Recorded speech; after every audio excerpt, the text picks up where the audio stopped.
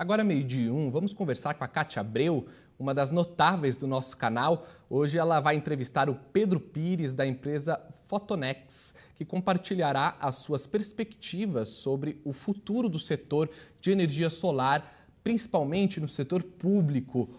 Oi, Kátia, muito bom dia para você, prazer conversar com você por aqui, bom dia para o Pedro também, sejam muito bem-vindos ao Real Time. Bom dia, amigo, prazer também falar com você aqui, com o Pedro Pires, esse jovem empreendedor, um exemplo aí para a juventude desse país, jovem, mas trabalhador e cabeça de mais velho, porque tem juízo.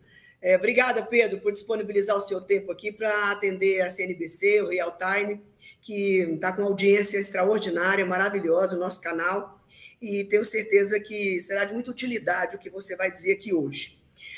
Nós estamos sempre repetindo, Pedro, que o Brasil é o campeão na matriz elétrica brasileira, quase toda limpa, né? Solar, hidráulica, fotovoltaica, que é eólica, desculpa, que é dos ventos, vento, sol e água. Nós somos campeões. E cada dia aumentando mais. E ainda precisamos alcançar uma melhora na matriz energética geral. Nós ainda somos limpos apenas 50%. Na matriz elétrica, quase que 90%. E nós temos que persistir. E um dos instrumentos mais usados no Brasil tem sido a fotovoltaica, que são as placas solares tão conhecidas dos empresários, pequenos, médios, grandes, inclusive pessoal de baixa renda. Muitas casas populares já estão sendo entregues com essas placas solares e isso faz com que a energia fique bastante barata. E o grande problema, não é problema, mas solução, é ter também um financiamento para os entes públicos, prefeituras, governo dos estados e a União. Mas vai iluminar o quê? Vai iluminar os prédios públicos. Tem a parte da administração da prefeitura, tem os hospitais, os postos de saúde, as escolas, que são uma infinidade.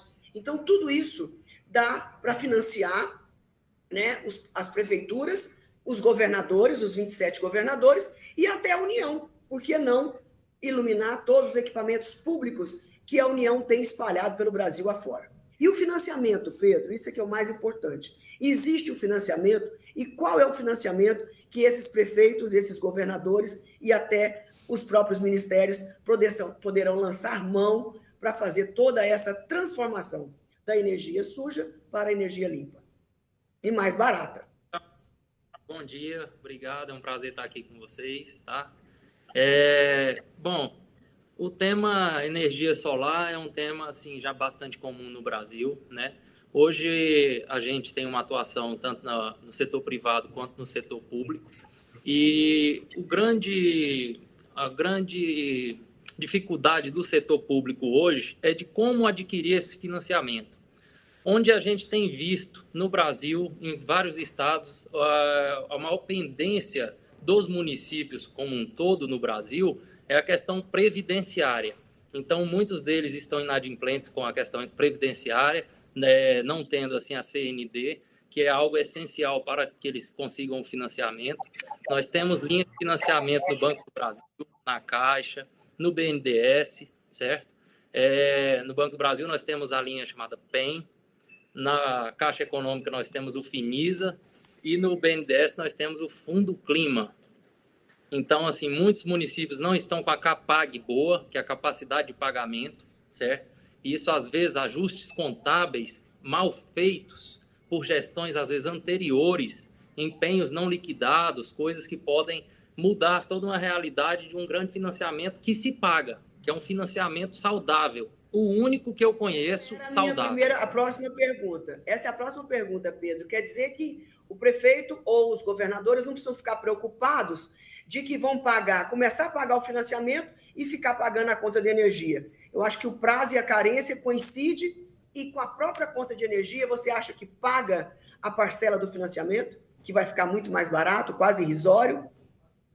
Kátia, nós temos dois modelos de financiamento, com garantia da União e sem garantia da União. Sem garantia da União, nós temos a Selic mais, aqui a CDI, né? Mais 6,5% ao ano, que é uma taxa hoje alta devido ao preço que está a Selic. E nós temos com garantia da União, certo? Que aí vamos para 1 ano de carência, mais 9 para pagar, tanto na Caixa quanto no Banco do Brasil, com garantia da União. Sem garantia da União, o Banco do Brasil vai até 3 de carência, mais 7, sendo o total sempre de 10 entre Caixa e Banco do Brasil. E na Caixa, 2 anos de carência, mais 8 para pagar, sem garantia da União. E no Fundo Clima, nós temos até 5 anos de carência. Lembrando que, durante a carência, paga-se os juros, certo? Que são muito menores do que o que se pagava para a concessionária de energia. Então, é uma substituição de dotação orçamentária, Kátia. O prefeito ou o governador já tinha uma dotação para pagar o custo de energia mensal do consumo do seu estado ou do seu município, e ele vai substituir por algo menor, que é a parcela bancária, deixando de pagar o consumo de energia para a concessionária, continuando pagando apenas as taxas fixas mensais, que são a taxa mínima, demanda contratada e iluminação pública. Muito bem. Pedro, só para os nossos telespectadores terem uma ideia, uma cidade com 100 mil habitantes, um tamanho de 100 mil habitantes, você acha que a prefeitura necessitará em torno de quanto aproximadamente para financiar e colocar todos os prédios públicos da prefeitura, fora as ruas, com a iluminação solar e colaborar com o desaquecimento global? Vamos lá, Kátia. Se for somente para os prédios públicos, nós temos uma média aí entre 350 a 400 reais por habitante. Então, um município de 100 mil habitantes, para os prédios públicos apenas, certo? Ele vai variar entre 35 e 40 milhões de reais um investimento. Por que eu falo só para os prédios? Porque, às vezes, o saneamento é do município.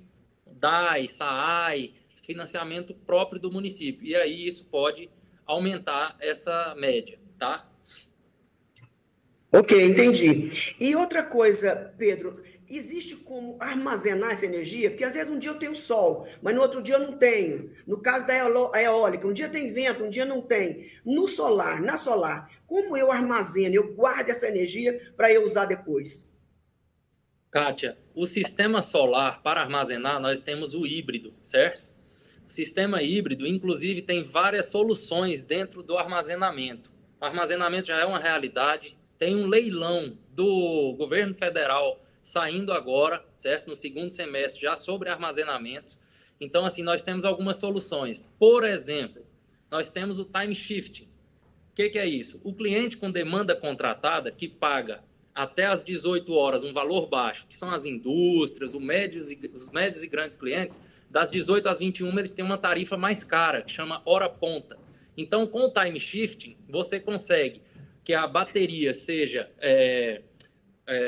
vamos dizer, carregada durante o período barato e descarregada durante o período das 18 às 21, que é o período caro, vamos dizer assim, tá? Temos a solução off-grid para aldeias indígenas, por exemplo, a FUNAI tem dezenas, milhares de aldeias indígenas no Brasil e possivelmente a maior parte delas não tem rede que atenda. Então, qual é a solução hoje? Um híbrido. Coloca-se a energia solar com armazenamento, para que durante o dia seja consumido a geração dos painéis solares e à noite as baterias suprem a demanda. Tudo isso, lógico, bem dimensionado de acordo com o consumo. Muito bom, Pedro. Nós vamos ter que agora encerrar o nosso programa. Agradeço mais uma vez a sua presença. Os seus esclarecimentos foram muito úteis. E apenas dizendo que CAPAG é a capacidade de pagamento. O Tesouro Nacional, ele dá uma nota para os municípios. E, normalmente, quando a nota é A ou B, a facilidade de tomar o financiamento é maior, pessoal. Então, e a TND é a tal certidão, como se fosse uma certidão negativa ou positiva. Como funciona conosco, próprios mortais do país. Temos que estar com o nome limpo. Obrigada, Pedro. Obrigado, Eduardo, por esse grande momento. Um abraço. Obrigado, Pedro. Obrigado, Kátia Abreu. Sempre com um quadro muito legal aqui no Real Time. Até segunda-feira que vem. E vamos agora ao nosso quadro Cripto Brasil.